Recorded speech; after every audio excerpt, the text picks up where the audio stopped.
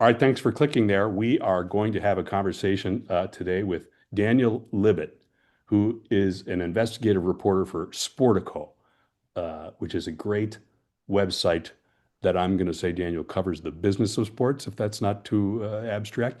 Although we're going to talk about whether it also covers the charity of sports, I suppose. Uh, Daniel has a vast experience in journalism in general, but also sports journalism in particular. So why don't we start there, Daniel? How long have you been in? Well, you can tell us how long you've been in journalism overall, but how long have you been in sports journalism? Yeah, I mainly kind of turned my attention to sports after the 2016 presidential election. I did politics for about a decade. I live outside of Chicago, so I covered the 2016 race for CNBC's website at the time, and then by dint of just not being in the right location anymore to cover national politics from. I kind of was looking for something else to do and stumbled into writing about college sports initially on a lark. I started a very amateurish blog that I was going to do for all of 2 months and focus my attention. I always thought it would be interesting. I've had this kind of journalistic interest in college sports, though I haven't written a lot about it until more recent years. But I always thought it'd be interesting to cover an athletic department at a public university as I would investigate, political stories and really avail myself of public records opportunities and kind of treat it with a prevailing skepticism of like what is this creature of college sports and what does it say about itself and what is the truth about itself, what does it serve, and how does it relate both to the state in which it exists and the university in which it exists. And so that what was going to be a couple of months has now kind of consumed the last 9 years of my professional life. Yeah. Well, we at the Giving Review are big fans of amateurish blogs.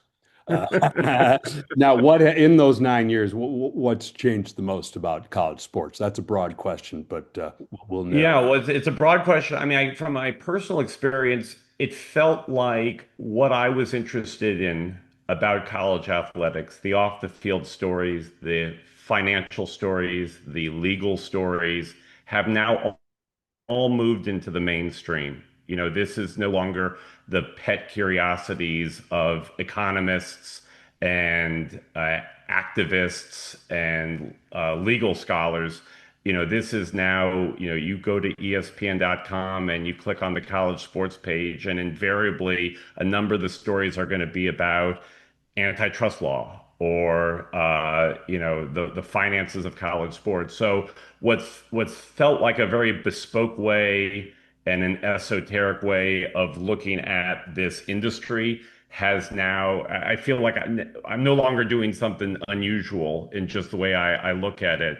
And I think the country as well has had a real reconciliation about college sports while it's having a real reconciliation about higher education in general. I think one of the early things that I did mistakenly was I kind of thought about the academy as a fixed point, and I was looking at how college sports affected it. But of course, those things are moving in tandem and evolving or devolving in tandem. And we're looking at this explosion in terms of the wealth of college athletics. At the same time, we're looking at this higher education crisis, in terms of tuition and just the fundamental purpose of a university now seems to be an open question. And so, looking at those two things in concert, I think has also changed the way I perceive college athletics and others do too. Yeah. What is this? What is money doing to college sports? Is it ruining it, or is that a question of an older, aging person like me? Yeah, I mean, it's not ruining it. Part of it is, when do you want to start saying that money really came into college sports? A lot of people would say, well, that was 4 years ago when, college athletes could start earning outside NIL money. But of course, the college sports was just teeming with money and individuals were profiting heavily off college athletics for decades before then. It is obviously exploding. We've certainly have reached some sort of event horizon where, the growth and the investment, the third party businesses that have attached to it, the way in which universities feel that, this is, one of the essential engines of their models, financing and just, bringing students onto campus. That all seems, the last 10 or 15 years is just it's elevated to a whole new level. But the money has been there for many, many years. Just people, I think, have only really started to pay attention now that it's being kind of thrown in their faces with the way that college athletes are getting compensated. Hmm. I guess gambling increases the flow. Gambling increases Right. too. That's right. Yeah. That's right. Oh yeah, yeah. I mean, my skeptical view of college sports is it, and the custodians of it, the people who led it, were largely lying about its purpose. I mean, it's a business. It's been a business for a while. It's made companies and universities and individuals a lot of money, and we've been pretending that it's something else, something more special or sacred or academic or any of those sorts of Well, or things. charitable. I Or thought, charitable, yeah. right? That's right. That's right. Like this is like a public trust, and that's not to discount that there's an element of that. I mean, it is community building. It definitely has a kind of a place in the culture beyond even just professional sports, but it has been and should be considered as a multi-billion-dollar business for a while now. That is not a new development, I think, for those who have actually kind of grappled with what it's doing. Yeah. What is an NIL collective, and how many of them were or are have nonprofit status? Yeah, yeah. Well, so, in the wake of the NCAA adopting their interim policies allowing athletes to do endorsement deals in July of 2021, there were all kinds of loopholes that emerged. And one loophole was that as long as there was an outside entity ostensibly doing charitable work, it could pay college athletes and really pool together money for college athletes, organize money, because the whole misalignment still that exists today is that we're saying college athletes are getting paid based on their value as endorsers of services and products. But the real value is as athletes for teams. They have a value to the university, they have a value to the supporters of the university. And so this has been this big, nudge, nudge, wink, wink. Everybody has, I think, rather consciously played over the last 4 or 5 years. But one of the obvious loopholes that then got quickly filled were, oh, well, donors and boosters of programs could create these nonprofit entities to pool resources, and they could pay college athletes in a way that the universities themselves could not. And many of these came on board as nonprofits, in part because there was this tacit encouragement that as long as college athletes were involved in a kind of do-goodery, that was passable. This was never explicitly said, but it was sort of at least tacitly said or communicated. And so these popped up. Many of these they organized as 501(c)(3)s, or at least sought 501(c) status, and they were just vehicles to pool money from boosters and supporters of programs to pay and induce college athletes to come and stay and play for their favorite programs. And they, some of these successfully got IRS tax exempt recognition. Some of them did not. I think over the last 2, 3 years, we have seen, the IRS began to crack down, or at least respond to these in a way that challenged their validity as federal charities. And I think less and less now. The jig is largely up in not totally, but largely for a couple of reasons we can talk about, including how the IRS has responded. But yeah, I mean these things, nonprofit IRS, there was dozens of these. I mean of these at least attempting to be nonprofit NIL collectives or organizations.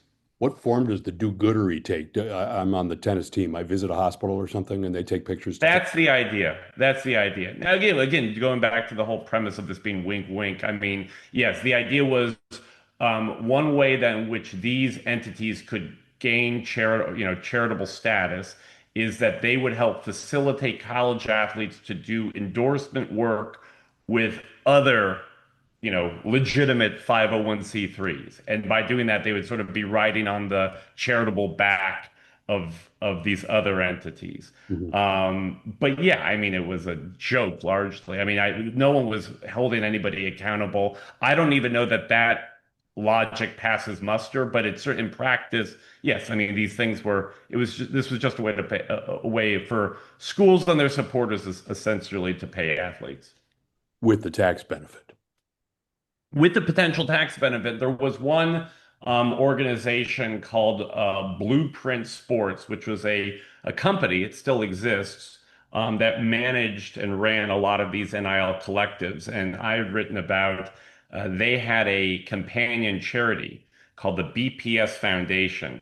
So you could, which would basically, they would run the money through. You would donate to this, you're a donor. Okay, I'll just give an example. I'm a supporter of the University of Wisconsin. I want to donate to the cause of procuring athletes through NIL. I will, if Blueprint Sports ran the collective, but the collective itself might not be a nonprofit. So they had this charity, so I could make the donation to the charity, and the charity would then convey it to the for-profit. And yeah, I mean, again, I mean, this lasted for a period of time, but it was one of the ways in which people were, finding obvious, loopholes that at least worked for a while. It does seem as if the IRS might be scrutinizing this use of the tax code more so than others, or abuse of the tax code more so than in the, I don't know, the for-profit hospitals are getting some attention, but the IRS I thought was a little more aggressive in trying to rein abuse. Totally. And one of the complaints from collectives even juxtaposed how the IRS has historically treated college athletics is, wait a minute, college sports largely operates under a nonprofit umbrella. When you look at athletic departments and booster organizations affiliated with universities. These are all given, nonprofit benefits and have for decades. Why all of a sudden are you clamping down IRS on this? Our nonprofits that are geared towards giving money to players as opposed to paying coaching salaries and so forth. There's a Texas A&M, for example, has one of the largest affiliated nonprofit sports booster organizations called the 12th Man Club.